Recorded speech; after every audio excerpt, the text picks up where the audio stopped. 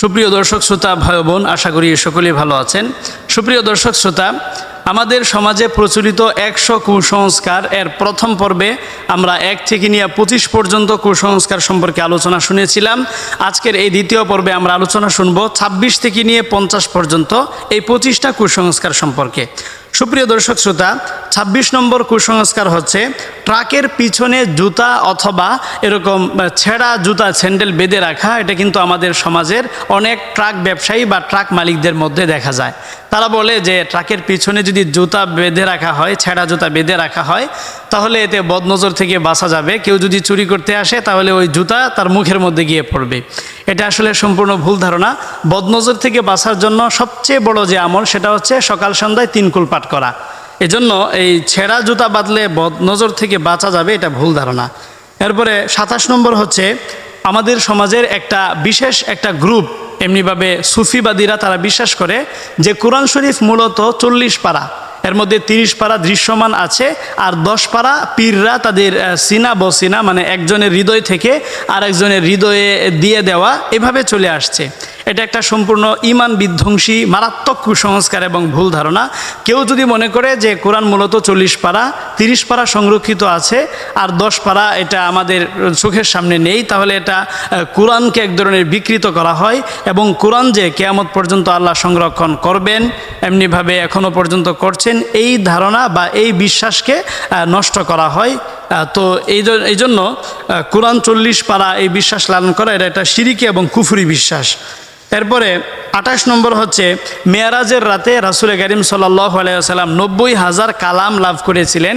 এর মধ্যে তিনি উম্মতের কাছে 30 পারা পৌঁছিয়ে গিয়েছেন আর 60 পারা হজরতে আলী, এমনিভাবে তার বংশধরদের মধ্য দিয়ে আমাদের পর্যন্ত যারা পীররা তাদের সিনায় আছে। এই জাতীয় একটা ভুল বিশ্বাস আমাদের সমাজে প্রচলিত আছে। এটাও এক ধরনের কুফরি বিশ্বাস। এই কুফরি বিশ্বাস থেকেও আমাদেরকে বেরিয়ে আসতে হবে। এরপরে 29 নম্বর হচ্ছে মনে মনে পীরের চেহারা কল্পনা করা এবং পীরের ধ্যান করে ইবাদত করা। এটাও কিন্তু একটা কুসংস্কার এবং ক্ষেত্রবিশেষ এই কুসংস্কারটা শিরিক পর্যন্ত গড়াতে পারে।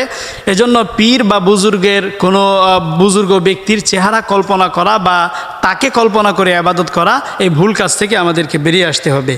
এরপরে 30 নম্বর হচ্ছে ভাস্কর্য বা মূর্তি তৈরি করা, এমনিভাবে শহীদ মিনার, কবরস্থান সহ স্মরণীয় জায়গাগুলোতে পুষ্প স্তবক অর্পণ করা এবং 1 মিনিট নীরবতা পালন করার যে একটা রীতিনীতি আমাদের সমাজে চলছে, এটা সম্পূর্ণ একটা কুসংস্কার। এমনিভাবে ক্ষেত্রবিশেষ এটা শিরিক হওয়ার আশঙ্কা আছে। এজন্য এই কাজ থেকেও আমাদেরকে বেরিয়ে আসতে হবে, বিরত থাকতে হবে। 31 নম্বর হচ্ছে 31st নাইট বা পহেলা বৈশাখ উদযাপন করা এবং এগুলোতে ধুমধাম করে বিভিন্ন ধরনের গান বাদ্যের আয়োজন করা সম্পূর্ণ কুসংস্কার এবং সম্পূর্ণ ভুল বিশ্বাস।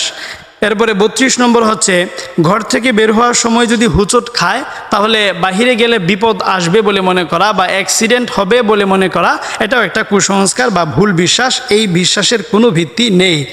এরপরে 33 নম্বর হচ্ছে আমাদের সমাজের অনেক যুবকদের মধ্যেই এই বিশ্বাসটা দেখা যায়, এমনিভাবে যুবতীদের মধ্যেও আছে। তারা মনে করে যে বিয়ের উদ্দেশ্যে যদি প্রেম করা হয় তাহলে এতে কোনো গুনাহ হয় না, বরং প্রেম করে পরে যদি বিয়ে করে ফেলা হয় তাহলে অতীতের প্রেম করার গুনাহ খাতা হয়ে থাকলেও সেটা মাফ হয়ে যায়। এরকম একটা ভুল মেসেজ বা বিশ্বাস আমাদের যুবক যুবতীদের মধ্যে প্রচলিত আছে। এটা সম্পূর্ণ ভুল ধারণা। বিবাহ বহির্ভূত যে কোনো ধরনের শারীরিক সম্পর্ক, এমনিভাবে গায়রে মাহরাম নারীদেরকে বা নারীরা পুরুষদেরকে দেখা, এটা সম্পূর্ণ ইসলামে নিষিদ্ধ। শুধুমাত্র বিয়ের উদ্দেশ্যে দেখা যেতে পারে, এর বাইরে অন্য কোনো কিছুই করা যাবে না। এটা ভুল কাজ, ভুল বিশ্বাস, ভুল প্রচলন। এরপরে 34 নম্বর হচ্ছে ভাঙ্গা আয়না দিয়ে কেউ যদি চেহারা দেখে তাহলে তার বিপদ আপদ হবে, তার চেহারা নষ্ট হয়ে যাবে। এরকম একটা ভুল বিশ্বাস আমাদের সমাজে প্রচলিত আছে।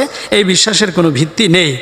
এরপরে 35 নম্বর হচ্ছে পীরেরা তাদের কবরে নবী রাসূলদের মতো জীবিত, নবী রাসূলদের মতো তারাও কবরে শুয়ে শুয়ে আল্লাহর ইবাদত করে।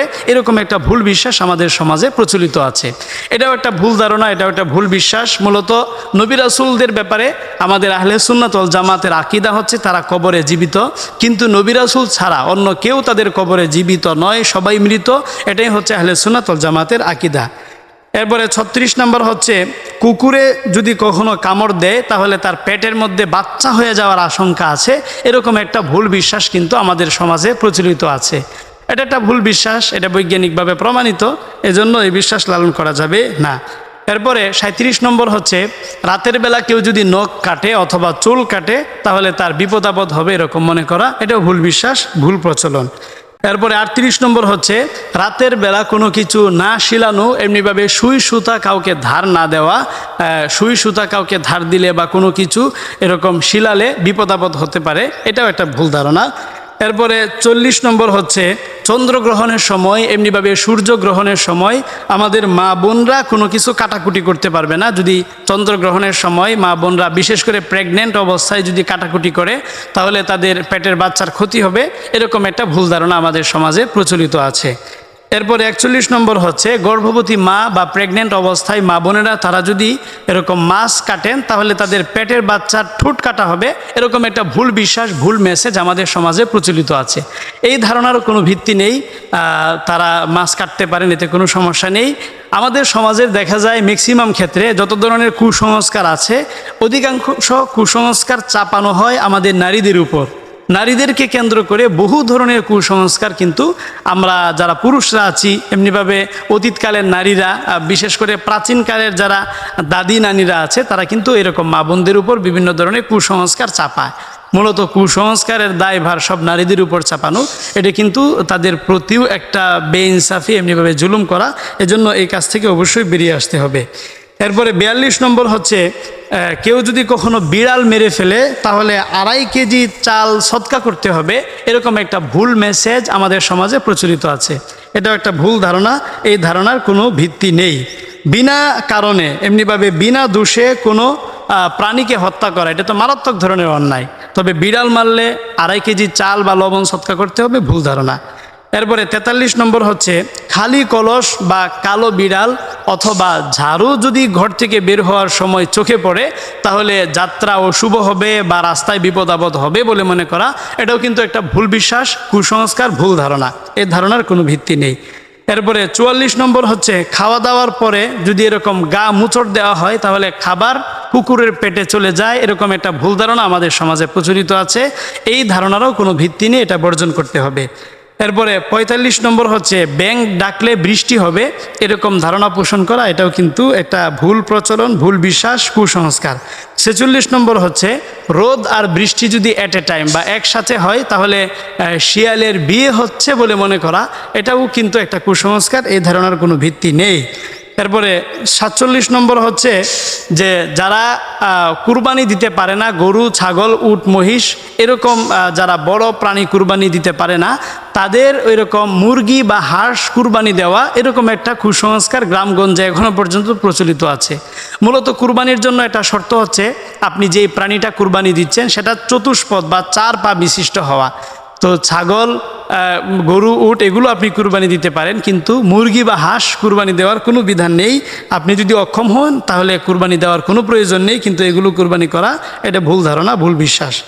এরপরে 48 নম্বর হচ্ছে আমাদের সমাজের অনেক পুরুষরা মনে করে যে বিয়ের প্রথম রাতে তথা বাসর রাতে যদি স্ত্রীর থেকে মহারণা মাফ চেয়ে নেওয়া হয় তাহলে মহারণা মাফ হয়ে যায়, আর স্ত্রীকে মহারণা দিতে হয় না। এটা কিন্তু একটা ভুল ধারণা, ভুল বিশ্বাস, এমনিভাবে একটা কুসংস্কার, এই ধারণার কোনো ভিত্তি নেই। এরপরে 49 নম্বর হচ্ছে রাতের বেলা গাছ থেকে ফল পাড়তে নেই, এতে বিপদ আপদ হবে, এটাও কিন্তু একটা ভুল ধারণা। আপনার যখন ফল প্রয়োজন হয় আপনি পাড়তে পারেন, এতে কোনো অসুবিধা নেই। এরপরে 50 নম্বর হচ্ছে যে ফরজ গোসল না করে আমাদের মা বোনরা সাংসারিক কোনো কাজ করতে পারবেন না, এরকম ধারণা পোষণ করা, সেটাও কিন্তু একটা কুসংস্কার, সেটাও একটা ভুল ধারণা। মূলত গোসল ফরজ হওয়ার পরে ফরজ গোসলে লেট না করা এটাই উত্তম, তবে বিশেষ প্রয়োজনে সাংসারিক কোনো কাজ তারা গোসল ফরজ না করেও করতে পারেন, এতে কোনো অসুবিধা নেই। তাহলে আমরা দ্বিতীয় পর্বে 50টি কুসংস্কার সম্পর্কে জানতে পারলাম। আল্লাহ রাব্বুল আলামিন এগুলো থেকে আমাদেরকে বিরত থাকার তৌফিক দিন।